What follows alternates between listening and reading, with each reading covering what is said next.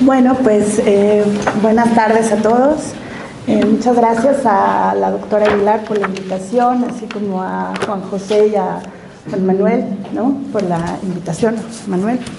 Y bueno, pues el tema que yo venía aquí a hablarles es el de la enajenación en Marx, la teoría de la enajenación en Marx, pensada pues como un proceso de violencia simbólica. Sin embargo, me interesaba pensar esta teoría de la enajenación no como generalmente se plantea, es decir, desde la perspectiva, vamos a decir, del Marx del siglo XIX, sino también tomar en cuenta la situación contemporánea del trabajo para pensar un poco qué usos podemos hacer actualmente de la teoría de la enajenación de Marx, ¿no? En este sentido, pues bueno, mi objetivo es primero que nada plantearles la teoría, ¿no?, de Marx, algunas otras perspectivas rápidamente que surgen en el siglo XX con respecto a la teoría de la enajenación, y ya por último presentarles una perspectiva más contemporánea del trabajo y de la enajenación del trabajo en la actualidad, ¿no? Entonces, bueno, pues voy a empezar, me voy a ir un poco rápido y está todo bastante resumido, pero pues bueno, si no en las preguntas, si tienen dudas, me dicen. Bueno, primero que nada, pues la teoría de la enajenación de Marx, desde mi perspectiva, es una propuesta que Marx, que toma de Ludwig Feuerbach, pero que utiliza fundamentalmente para hacer una crítica a Hegel, y creo que en particular a la filosofía del derecho de Hegel. En la filosofía del derecho, Hegel plantea que el trabajo es el principio de cohesión y de identidad del individuo en la sociedad civil y en la sociedad de mercado. Es entonces, vamos a decir, la posibilidad de identificación del propietario privado, del individuo, con la sociedad, ¿no? Es un principio, pues, de cohesión social. Entonces, en los manuscritos, Marx de alguna manera hace una crítica a Hegel, ¿no?, a la idea de trabajo en Hegel como un principio de reconocimiento de sí mismo y de cohesión social, ¿sí? Y más bien, desde su punto de vista, es lo contrario, ¿no? El trabajo, sobre todo, principalmente en su forma capitalista, es un principio de enajenación, ¿no? El trabajo provoca la enajenación, y en este sentido es desde el punto de vista de Marx, surge, con la forma, vamos a decir, económica que trae consigo el capitalismo, ¿no? En el caso específico de los manuscritos, Marx considera que el origen de la enajenación del trabajo es la propiedad privada, y que la esta enajenación económica es el origen de las otras formas de enajenación que, por ejemplo, han abordado autores como Ludwig Feuerbach. De manera que para Marx la enajenación religiosa es una consecuencia, vamos a decir, de la relación económica, ¿no? El origen, pues, de la enajenación es el sistema capitalista, y en particular en los manuscritos es para Marx la propiedad privada el origen de la enajenación, ¿no? Mientras que en el Capital Marx va a tomar una perspectiva distinta, ¿no? Si bien desde mi perspectiva no va a abandonar el concepto de la enajenación por completo, lo va a presentar como un proceso, vamos a decir, social, objetivo, al cual está sometida la sociedad en su conjunto, ¿no?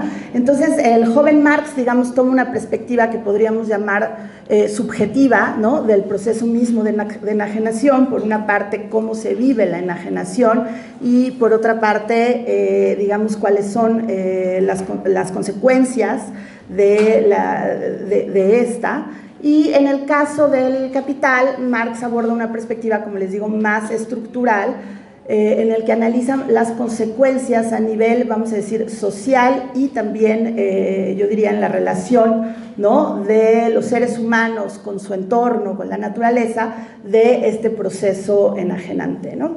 Entonces, bueno, primero que nada, pues voy a abordar rápidamente, ¿no?, el concepto tal como nos lo presentan los manuscritos de 1844, no sé si tuvieron la oportunidad de leerlo, ¿no? Les pasé solamente pues el pasaje donde Marx retoma, donde Marx describe brevemente el trabajo enajenado, y en este pasaje pues para Marx hay, vamos a decir, por lo menos serían 4 grandes momentos, ¿sí?, de la enajenación, ¿no?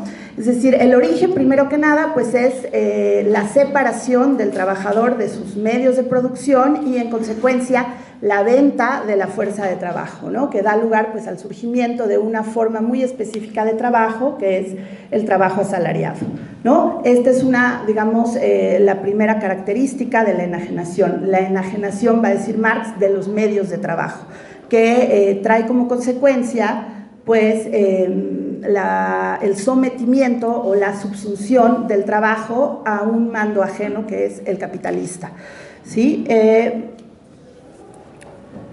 Y bueno, también no sé si tuvieron la oportunidad de leer el texto sobre la subsunción formal y real del proceso de trabajo al capital, que es una perspectiva pues ya pues, del Marx más maduro, pero en el cual encontramos todavía elementos, digamos, en los manuscritos que empieza Marx a avanzar, digamos, ¿no? Entonces, para Marx, pues sí, la primera forma de enajenación es esta, que es provocada por el trabajo asalariado y que tiene 2 consecuencias.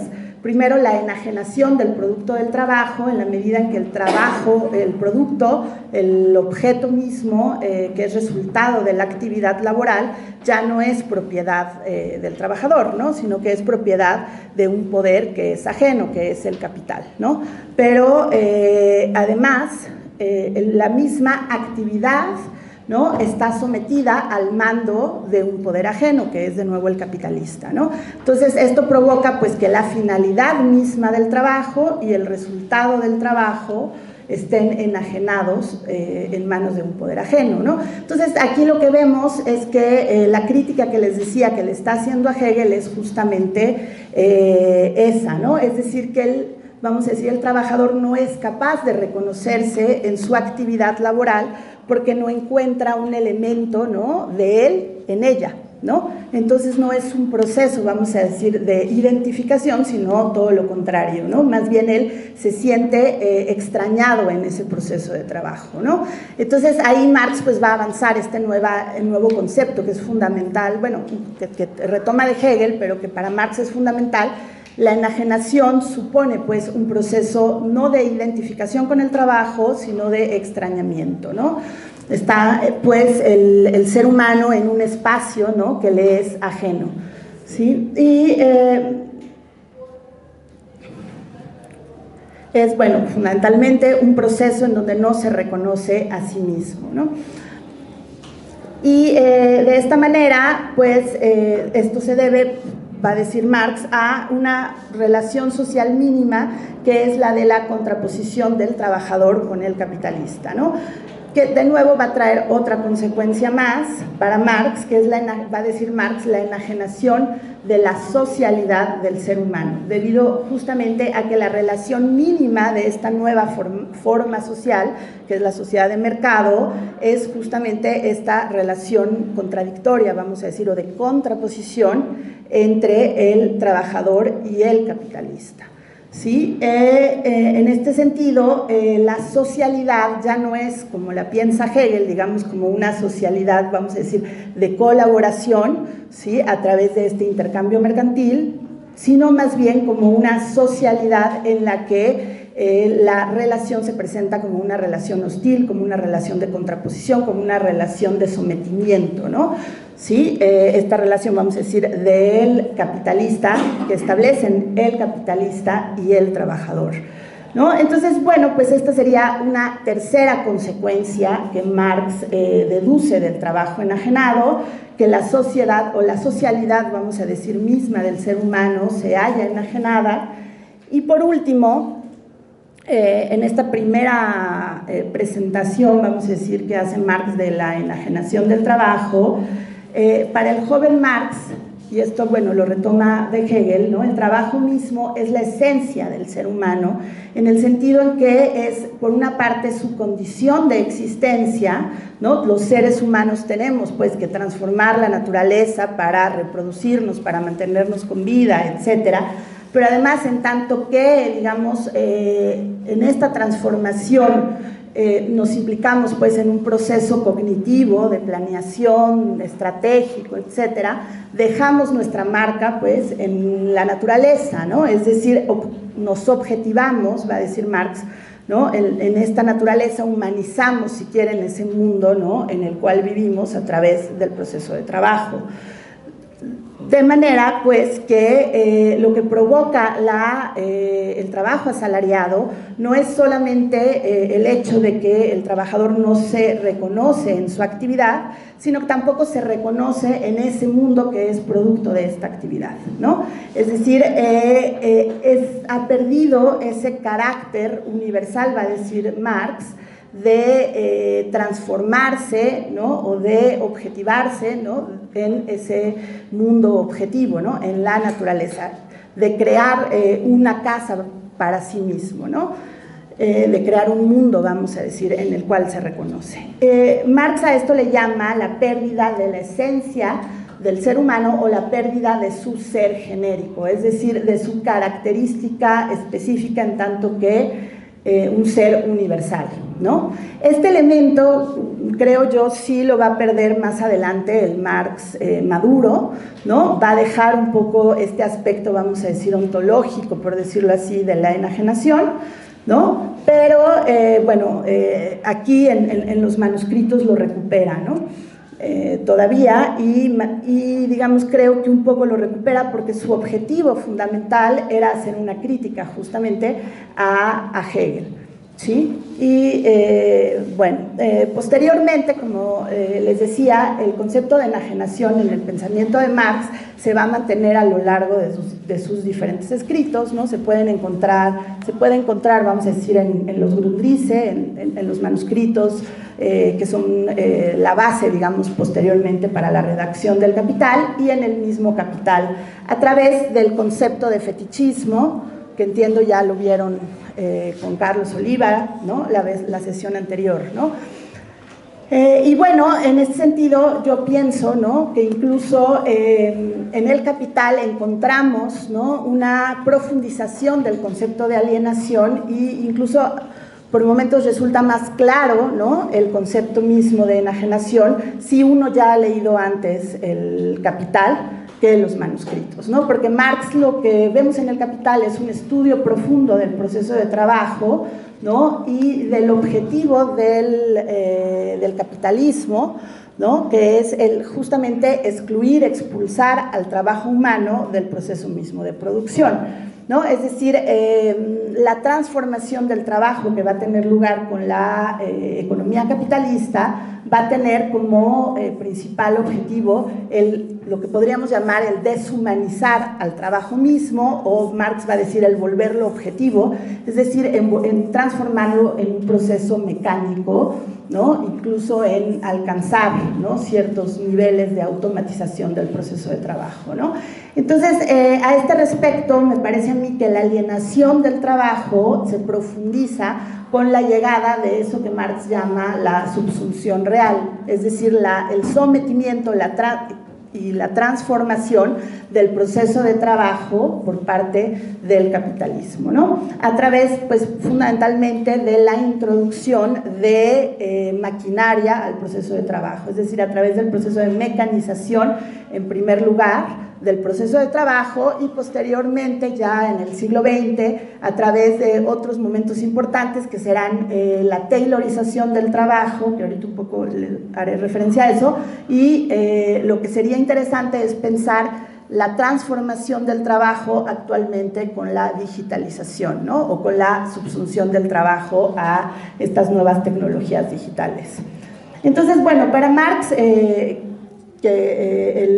la mecanización del trabajo en el siglo XIX trae consecuencias enajenantes, pues, importantes, ¿sí? Primero que nada, la máquina viene a sustituir, digamos, la actividad misma de transformación de la materia por parte del trabajador, es decir, media o sustituye incluso ese acto mismo de transformación material que anteriormente se realizaba, ¿no?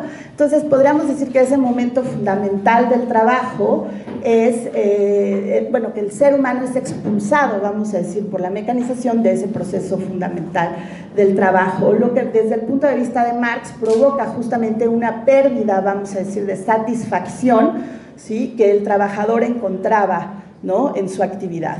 Incluso trae consigo, pues, también una pérdida, vamos a decir, del virtuosismo que el propio trabajador podía desarrollar a través de esta actividad. Pero además las máquinas imponen un control de las tareas, intensifican y sistematizan el trabajo, volviéndolo constante y homogéneo, eliminando entonces justamente este carácter, vamos a decir, propio del trabajo humano, que es el error, ¿no? O, en fin, digamos, esa inestabilidad que es propia de la actividad humana, ¿no? Se busca en ese sentido mecanizarlo para volverlo uniforme, ¿no? Y bueno, con el Fordismo encontramos un momento todavía más profundo, ¿no?, de la enajenación, que tiene que ver con el Fordismo y el Taylorismo, perdónenme, fundamentalmente el objetivo de esta transformación es la apropiación de la actividad cognitiva que, digamos, está implicada en todo el proceso de trabajo, ¿no? O sea, si para Marx, vamos a decir, el proceso de trabajo consiste no solo en un objetivo y en la actividad misma, digamos que también requiere de un proceso estratégico, ¿no? De la estrategia, digamos, del plan, ¿no?, que se establece para llevar a cabo determinada tarea, ¿no? Todo ese aspecto, vamos a decir, intelectual o cognitivo que todo proceso de trabajo requiere, en el Taylorismo es despojado, ¿no? Vamos a decir, el capital se lo apropia a través de esta transformación, vamos a decir, le llaman de la administración del trabajo, ¿no? Que fundamentalmente lo que logra es organizar, vamos a decir, la jornada laboral del trabajador al punto más mínimo posible, es decir, al segundo mismo, ¿no?, donde se le dice al trabajador, pues bueno, lo que tiene que realizar durante toda la jornada, ¿no?, laboral. Entonces, vemos así, pues, digamos, la idea general del marxismo y de Marx en torno a la enajenación del trabajo provocada por la tecnología y las máquinas, tiene que ver justamente con este proceso de degradación del trabajo hacia sus momentos, vamos a decir, más simples, ¿no?, como mero movimiento, vamos a decir, del cuerpo, ¿no?, de tal manera que cualquiera puede realizarlo y cualquiera es sustituible por otro, ¿no? Ese es el objeto, digamos, fundamental de estos diferentes cambios en el proceso de trabajo, ¿no? Y, digamos, el mito en torno a este tipo, a esta transformación del trabajo es justamente la automatización, ¿no? Es decir, se plantea, pues, que en un momento dado el trabajo va a llegar a un punto en donde va a estar completamente automatizado y los seres humanos completamente, digamos, desplazados de este proceso, pero el mismo capital, pues, obtiene o acumula valor de la fuerza de trabajo, por lo cual nunca, o lo que va a decir Marx es que esto en realidad es un mito, ¿no? Nunca el ser humano se va a liberar, pues, como tal, del proceso de trabajo, sino que más bien la tecnología lo que busca, por un lado, es al mismo tiempo, vamos a decir, esclavizar al trabajador en formas de trabajo muy simples, ¿no?, y muy poco, vamos a decir, satisfactorias, y al mismo tiempo, ¿no?, desplazar a buena parte del trabajo, ¿no? Estaría entonces la tecnología sería, pues, a la vez, ¿no?, esclavizante, por decirlo de alguna manera, o atraería trabajo proletario y al mismo tiempo expulsaría trabajo, ¿no? Tiene un carácter doble, pues. Pero de manera central sería un instrumento fundamental de la enajenación del trabajo en el capital, principalmente justamente que produce una degradación del trabajo y bloquea entonces la posibilidad justamente de reconocerse en el mismo en tanto que tal. Y bueno, al punto de que Marx dice que los trabajadores se vuelven un simple apéndice del proceso de trabajo.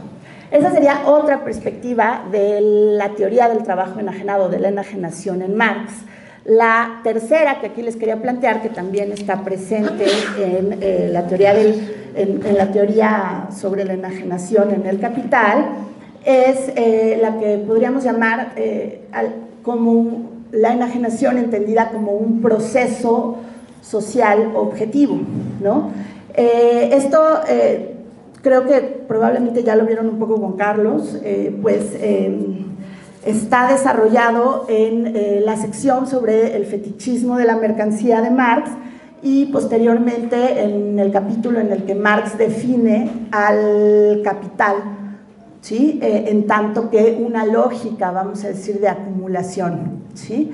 Entonces, lo que vemos pues en estas dos secciones es que la enajenación que se origina por la venta de la fuerza de trabajo, ¿sí? Se profundiza, ¿no? A través de, vamos a decir, lo que sería la lógica de la plusvalorización, ¿no? Es decir, ¿no? Para decirlo en otra forma, la fetichización de las relaciones sociales trae consigo, ¿no? el sometimiento pues, de la sociedad al principio de valorización del capital, ¿sí? En este sentido, si teóricamente podríamos decir que toda sociedad produce y se reproduce o en otras palabras, más bien, la finalidad de su producción es su propia reproducción, ¿no? Lo que ocurre en el capitalismo es que esta finalidad se ve trastocada de tal manera que el objetivo ya no es la reproducción simple, ¿no? O la subsistencia, van a decir de hecho feministas contemporáneas, sino la acumulación de capital, ¿no? Esto va a traer como tal una consecuencia, ¿no? Que tiene que ver con que la estructura, vamos a decir, social, se ve dominada de nuevo por un poder ajeno, ¿no? Que es el principio de acumulación capitalista, o le va a llamar también Marx en algún momento el principio de valorización del valor, o en otro momento también le va a llamar Marx al capital como el sujeto de este proceso de reproducción social. En este sentido, el ser humano se halla enajenado ya no desde el punto de vista individual en tanto que trabajador, sino desde su condición social, ¿no? Es decir, el ser humano ya no es capaz de situarse como el sujeto que le da orden, ¿no? O que conduce el proceso mismo de reproducción social, sino que se ve sustituido pues, por este principio, ¿no? reproductivo que es el de la acumulación de valor o de la valorización del valor, ¿no? Entonces vemos aquí un tipo de enajenación que ya más bien es de orden estructural, ¿no? Ya no es de orden, vamos a decir, subjetivo, ¿no? No sé si esto les quedó claro, ¿sí?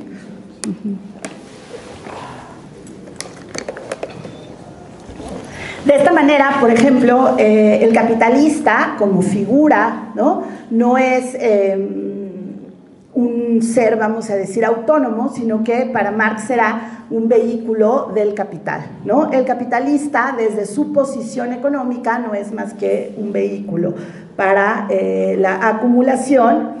Y por otra parte, otro, por ejemplo, de esta enajenación estructural tiene que ver con que las necesidades o el universo de los bienes, de esto que Marx le llama de la forma natural, ¿sí? Está también enajenado en el sentido en que solo se produce y se reproduce en tanto que permite la acumulación de capital, ¿no? Toda mercancía debe ser rentable, ¿no? Debe de producir un plusvalor, ¿no? Esta sería otra forma, pues, producto de esta enajenación estructural.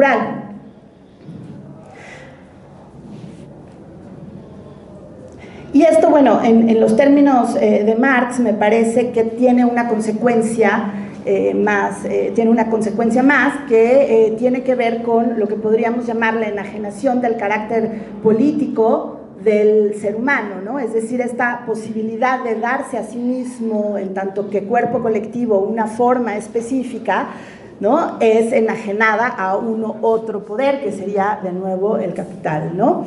Estaríamos entonces en ese sentido, creo, en una sociedad que está fetichizada en la medida, ¿no?, en que ha dejado a una forma objetiva su capacidad política, ¿no? Entonces, bueno, nada más para concluir, ¿no?, con respecto a esta idea general de la enajenación en Marx, retomo pues la síntesis que hace Rahel Jaegui en su libro Alienación, por si les interesa el tema, bueno, ella lo trabaja, ¿sí? Y resume, me parece, sintetiza de manera muy clara lo que describe la teoría de la enajenación, ¿no? Ella dice, bueno, primero que nada que se trata de un estado de escisión del sujeto, ¿no? El sujeto está entonces escindido en su aspecto, vamos a decir, volitivo y práctico, ¿sí? Y este aspecto práctico, ¿no?, la actividad misma está sometida pues a un ente, vamos a decir, externo, ¿no? Esto trae desde el punto de vista de la teoría de la enajenación como consecuencia el hecho de que por una parte el sujeto no se reconoce y por otra parte vive su propia actividad como un sinsentido, ¿no? Ha perdido entonces en ese sentido el control de su actividad y por último, bueno, Jaegui insiste, ¿no?, en esto que ya les dije hace un momento, ¿no?, de que se trata de un argumento que está describiendo, ¿no?, justamente esta carencia de autodeterminación estructural que tiene lugar en la sociedad capitalista, ¿no? Entonces esto, bueno, nada más para resumir, no sé si tengo tiempo. ¿Sí? ¿Sí, muy bien? Sí, sí, sí. ¿Sí? Bueno, entonces yo pienso que la teoría de la enajenación en el siglo XX sufre diversas transformaciones e incluso en algún momento es abandonada, ¿no? A partir, pues, yo diría después de 1968, más o menos, de alguna manera es rechazada en buena parte del marxismo. Aquí me gustaría retomar nada más dos críticas que se le hacen a la teoría de la enajenación. Primero que nada, la de Weber, ¿no? Bueno, esto lo hago un poco para pensar la violencia simbólica en torno a la enajenación. Creo que la primera propuesta es la de Max Weber, ¿no?, quien más bien se cuestiona por un fenómeno, ¿no?, importante en este proceso de subsunción del trabajo al capital, que tiene que ver con cómo es, pues, que la sociedad acepta esta situación, vamos a decir, de opresión y de extrañamiento que provoca el capital, ¿no? Es decir, ¿por qué no se ha dado ya, por decirlo de otra manera, la revolución, ¿no? Es decir, que era una de las consecuencias de la propia teoría de la enajenación, ¿no? Tenía que llevar, pues, al surgimiento de un sujeto colectivo de cambio, ¿no? Es decir, a un sujeto, por decirlo de otra manera, revolucionario. Y bueno, Weber, lo que sitúa más bien a la religión como ese dispositivo, ¿no?, simbólico que permitió legitimar y naturalizar el trabajo asalariado, ¿no?, que es, bueno, una forma del trabajo novedosa en la Europa del siglo XVIII, del siglo XVII, como ¿no?, les había dicho anteriormente, ¿no? Y para Weber, con el protestantismo surge pues un nuevo espíritu capitalista que de alguna manera logra legitimar el trabajo asalariado, ¿no? En ese sentido, pues, para él, el ethos protestante trae consigo toda una serie de valores, creencias y conductas que le dan prioridad al ahorro y la ascesis sobre el gasto y el placer. Entonces, nos dice, es una religión que permite sacralizar el trabajo, ¿no?, con el fin de darle vida al capital, ¿no?, a través de esta figura del trabajo como vocación. Entonces vemos en Weber y creo que posteriormente en Marcuse, ¿sí?, a la enajenación ya no tanto como un proceso, vamos a decir, de extrañamiento, ¿sí?, en el trabajo, sino como un proceso de identificación, ¿no? Es decir, con estas nuevas formas, vamos a decir, culturales, bueno, estos dispositivos, vamos a decir, simbólicos que acompañan al capital, lo que vemos más bien es un fenómeno de aceptación o de identificación de los trabajadores, ¿no?, con el capital. A esto se le ha llamado, bueno, la ética del trabajo, y es algo que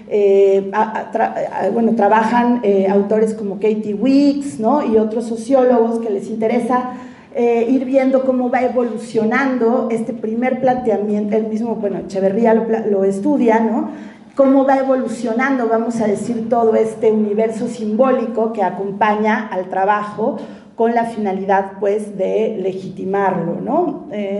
Y creo que otro ejemplo, bueno, también importante desde otra perspectiva es el de Herbert Marcuse, ¿no?, quien señala que en realidad la enajenación no es un proceso que se vive ya en la sociedad industrial avanzada, o sea, en la sociedad que surge después del Fordismo, un proceso que se vive como un proceso de extrañamiento, sino más bien se trata, vamos a decir, de un proceso que se vive, dice él, a través de como una ausencia de libertad, dice él, en el hombre unidimensional, cómoda, suave y razonable, ¿no? Entonces, desaparece, pues, esta forma, desde el punto de vista de Marcuse, esta forma de enajenación como pérdida de sentido y desapego, ¿no? Para Marcuse, lo que vemos en la sociedad industrial avanzada es lo contrario, ¿no? Los individuos, vamos a decir, se sienten cómodos en su opresión, ¿no? Se vuelven individuos en ese sentido conformistas. Y de acuerdo con Marcuse, esto se debe a una cuestión en la que los deseos, va a decir él, las necesidades e incluso la racionalidad están prefabricadas en las mismas mercancías. O sea, las mismas mercancías, podríamos decir, son objetos ideológicos o simbólicos que construyen nuestros deseos, nuestras necesidades, ¿no? Previo a que nosotros, ¿no?, nos constituyamos como sujetos de deseo, ¿no? Así pues, dice él, la enajenación en ese sentido desaparece cuando la clase trabajadora se identifica y comparte los valores de la clase dominante, ¿no? Entonces, bueno, aquí quería leerles nada más una cita, ¿no?, de Marcuse, del hombre unidimensional, donde dice, pues, que el concepto de alienación parece hacerse cuestionable cuando los individuos se identifican con la existencia que les es impuesta y en la cual encuentran su propio desarrollo y satisfacción. Sin embargo, en realidad constituyen un estadio más avanzado de la alienación. Se ha vuelto esta enteramente objetiva. Fin de la cita, ¿no? Entonces, bueno, para Marcuse, la dimensión interior, ¿no?, desaparece en la sociedad industrial avanzada, como él la denomina, ¿no?, a este periodo, vamos a decir, fordista, ¿sí?, posterior a la Segunda Guerra Mundial, ¿no? Desde su punto de vista, pues, lo que encontramos actualmente es una enajenación más profunda que solo se presenta de manera objetiva y que nos hace vivir en un mundo, vamos a decir, inauténtico, ¿no?, por decirlo de otra manera, pero que tiene consecuencias importantes, porque esto es lo que va a provocar, ¿no?, que en la sociedad industrial avanzada se cierre el imaginario político, ¿no?, se cierren nuestros horizontes, vamos a decir, utópicos, es decir, que seamos incapaces de pensar formas alternativas al capitalismo, ¿no? Esto que posteriormente van a desarrollar autores como Frederick Jameson o Mark Fisher, ¿no? Esta idea de que parece más simple pensar el fin del mundo que el fin del capitalismo, ¿no? El primero, desde mi punto de vista, en plantearlo es Marcuse, en el sentido justamente de que vemos un cierre del universo político, porque la subjetividad parece que viene construida desde el universo, pues, mercantil, ¿no? Entonces, bueno, con esto para pensar, ¿no?, actualmente cómo es que vivimos la enajenación, o si incluso la enajenación es un concepto todavía que pueda permitirnos comprender, ¿no?, nuestra dominación bajo el capital. Yo creo que a raíz, pues, justamente de las transformaciones que el neoliberalismo trae consigo, de alguna manera la teoría de la enajenación en su forma más clásica, en la forma de Marx, ¿no? Ha tenido se ha revivido, ¿no? Es decir, actualmente incluso vemos muchos antropólogos y sociólogos que estudian el trabajo digital, ¿no? Sobre la base, vamos a decir, de la teoría de Marx, que es muy interesante, ¿no? Entonces, en ese sentido, lo que parece que ha ocurrido después de la transformación, vamos a decir, neoliberal del trabajo, es de nuevo un surgimiento, vamos a decir, de una sensación de enajenación y de extrañamiento en el tipo de trabajo que ofrece el capital, ¿no? Es decir, parecería que entonces Marcuse se equivocó, ¿no? Al plantear, pues, que esta dimensión interior de la enajenación desapareció con la sociedad industrial avanzada, ¿no? Entonces, primero que nada, quisiera plantearles las dos transformaciones que desde mi punto de vista se han dado con el trabajo en el neoliberalismo, ¿no? En el trabajo, ¿no? La primera que nada es esto que ha sido, la primera pues, que ha sido llamada la flexibilización del trabajo y la división internacional del trabajo, ¿no? A la cual la socióloga María Mies le llama la domestificación del trabajo, ¿sí? Que está caracterizado pues por esta nueva forma de precarización, ¿sí? Que se contrapone, vamos a decir, a la descripción o a la forma en que se presentaría el trabajo en la sociedad que nos describe Marcuse en El hombre unidimensional, ¿no? Lo que vemos actualmente es una inestabilidad del trabajo, ¿sí?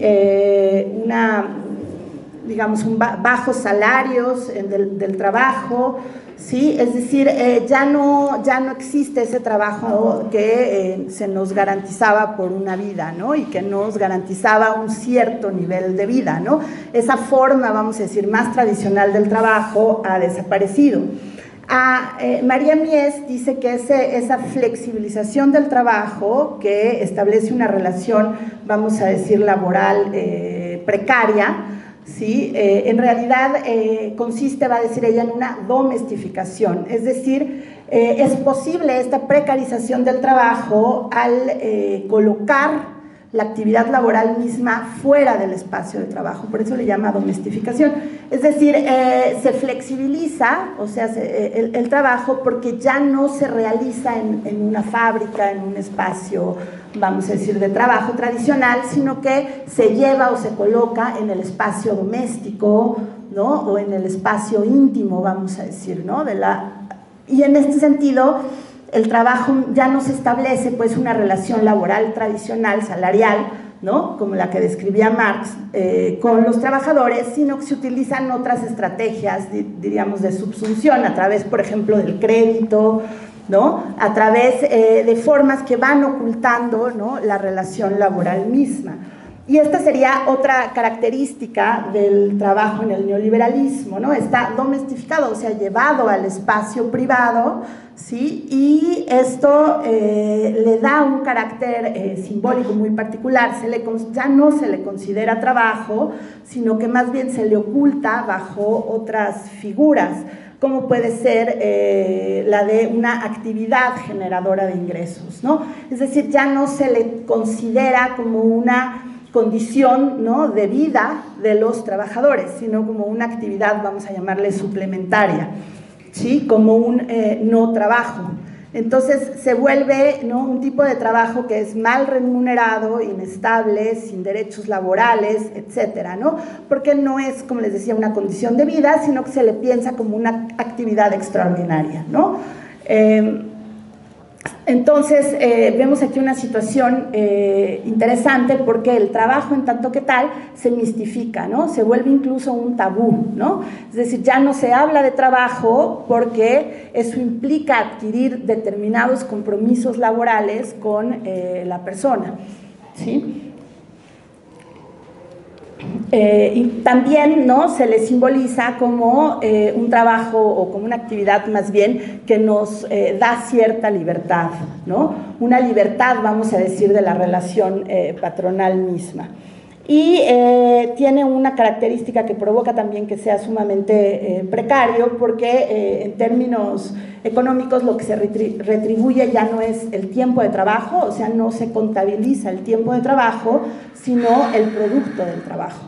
Esto Marx ya lo había estudiado en El Capital y le llamaba trabajo a destajo, y había mostrado cómo es un trabajo que plantea, que depende, o que provoca, perdón, tasas de explotación, ¿no?, sumamente altas, ¿sí? Marx describe toda una lucha, vamos a decir, de clases, que dio lugar justamente al surgimiento del trabajo con derechos, ¿no? Entonces, lo que vemos es que con el neoliberalismo regresamos, ¿no?, a formas de trabajo previas al siglo, o del siglo XIX, ¿no?, decimonónicas, vamos a decir, previas a la lucha de clases, ¿sí? Esta es la primera forma que yo le llamaría como la subsunción formal del trabajo en el neoliberalismo, ¿no? Esta domestificación o flexibilización del trabajo, que se logra también a través de una división internacional del trabajo, ¿no?, de organizar la producción internacionalmente, ¿sí? Y la otra importante que llega después de la crisis del 2008, ¿sí?, es la subsunción en términos tecnológicos que es posible gracias a la revolución digital, ¿no? Es decir, el surgimiento del trabajo digital y del capitalismo de plataformas, ¿sí? Aquí hay un libro, por si les interesa el tema, que me parece excelente, se titula Capitalismo, la uberización del trabajo, de una antropóloga de la UAM, Natalia Radetich, ¿no? Y bueno, ella hace un estudio profundo, ¿no?, del trabajo y de las transformaciones que provoca la uberización, o el trabajo subsumido bajo estas nuevas aplicaciones, ¿no? Pero bueno, en general, vamos a decir, el trabajo adopta un carácter muy específico, ¿sí?, con la llegada de la revolución digital. Se basa también en una domestificación del trabajo, o sea, parte del principio de que la actividad se realiza fuera de un espacio de trabajo, ¿no?, en el espacio privado también, ¿no?, y en ese sentido no se le considera trabajo, sino se le considera actividad, ¿no? Se oculta también esta relación laboral, ¿sí? Pero se vuelven las aplicaciones, ¿sí?, instrumentos muy poderosos, ¿no?, de proletarización de la población, ¿no?, a nivel internacional, porque absorben, vamos a decir, todo ese trabajo informal que anteriormente pues no estaba inserto pues en la circulación, en la acumulación del capital, ¿no? Y, por ejemplo, en términos simbólicos, pues ocultan el trabajo de muchas maneras, ¿no? Radetich da muchos ejemplos, uno de ellos pues es socios, ¿no? Es el que utiliza Uber, ¿no? Proveedores, prestadores de servicios, entonces utilizan toda una serie de eufemismos para no hacer referencia al trabajo o para no establecer una relación laboral. Esto, por ejemplo, es muy interesante porque yo creo que ha invadido a buena parte de la economía, o sea, no solo lo vemos en la industria digital del capitalismo de plataformas. Luego tiene otro elemento muy particular que tiene que ver con el aprovechamiento de los recursos privados, ¿no?, o del espacio doméstico que se inserta en el capital mismo, ¿no? El gran ejemplo pues es el coche, ¿no?, del conductor de Uber, ¿no?, que es un coche propio y que somete, ¿no?, a la producción de capital, ¿no?, a través de la plataforma, de esta plataforma. Entonces vemos aquí un proceso pues todavía más profundo de esta enajenación de la que habla Marx, en donde los medios, vamos a decir, de subsistencia propios, ¿no?, son enajenados, por decirlo de alguna manera, al propio capitalismo, ¿no? ¿Sí? Y tiene efectos importantes. Uno de ellos es la desaparición de este espacio de trabajo, ¿sí?, o la virtualización del espacio de trabajo. Y por ejemplo, virtualización del espacio de trabajo no solo lo vemos en el capitalismo de plataformas, sino lo vemos también, sobre todo a raíz de la pandemia, en otras industrias, como la industria automovilística, por ejemplo, ¿no? Ya han creado estas otras industrias sus propias plataformas para conectar a sus trabajadores y poder mover a los trabajadores de nuevo fuera del espacio de trabajo, ¿no? Entonces, digamos, el instrumento, ¿no?, de conectividad es esta plataforma o este software, ¿no? Hay algo así como una, ¿cómo decir?, virtualización del carácter cooperativo del trabajo, que en su origen, dice Marx, había sido posible al colocar a los trabajadores en un mismo espacio de trabajo, y aquí más bien este espacio se ve virtualizado, ¿no? Lo que pues le da toda una serie de beneficios al capitalismo, particularmente ahora por la economía de la atención, por la mercantilización pues de la información y de los datos, ¿no? O sea, les da en ese sentido hay otra pues elemento más del despojo, vamos a decir, que provoca esta nueva forma de enajenación. Y esto, bueno, trae una consecuencia importante que tiene que ver con una reconfiguración del tiempo y el espacio del capitalismo de plataformas, en el cual el espacio se ve, o los límites entre el espacio privado y el espacio de trabajo pues queda completamente difuminado, ¿no? Y el tiempo de trabajo y el tiempo del ocio o del descanso también queda difuminado en la medida en que se puede realizar en cualquier momento, ¿no? O en la medida en que se realiza en casa, ¿no? Entonces, bueno, esta es me parece a mí, transformación bastante profunda. Y de nuevo, esta taylorización del trabajo de la que les había hablado anteriormente, ¿no? Que tiene que ver con este control que se ejerce sobre el trabajo a través de la imposición de la estrategia misma, es ahora mismo pues, realizada de nuevo por el software, ¿no? O por la aplicación misma. Y en este sentido va a decir, por ejemplo, Natalia Radetich, ¿no? Que el software es un tipo entonces de tecnología que en lugar de ampliar, bueno, el del capitalismo de plataformas, pues, en lugar de ampliar nuestras capacidades, en tanto que tecnología, ¿no? Las capacidades humanas las debilitan, al contrario, ¿no? Es decir, provoca un debilitamiento, vamos a decir, de la memoria, ¿no? De la capacidad estratégica del trabajador, degradan en ese sentido físicamente al trabajador en lugar de ampliar sus propias capacidades, ¿no? Y por último, otra característica importante tiene que ver con que los hiperindividualizan, ¿no? Es decir, los aíslan por completo, ¿no? De la sociedad al trabajar de manera desconectada, ¿no? O conectada solamente a través de estas aplicaciones, ¿no? Entonces ya pues para concluir rápidamente, ¿no? Lo que quería señalar es repensar pues justamente la teoría de la alienación de acuerdo con este nuevo trabajo, ¿no?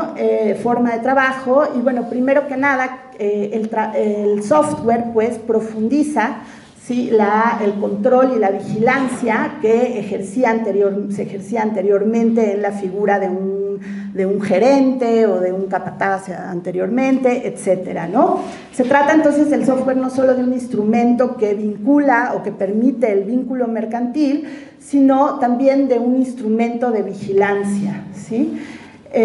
Contabiliza pues la conducta, la producción, los errores y también las valoraciones, por ejemplo, del cliente, ¿no? Es decir, el cliente se vuelve también un principio, vamos a decir, de vigilancia gracias a esta nueva tecnología, ¿no? Y de esta manera tiene un efecto alienante en el trabajador en la medida en que éste interioriza el control, ¿no? A diferencia pues de lo que ocurría anteriormente, que el control, bueno, venía del exterior, ¿no? Con las nuevas tecnologías lo que vemos es más bien una interiorización del poder y del control del capital en el propio individuo, ¿no? Y bueno, esto está claro en figuras, ¿no?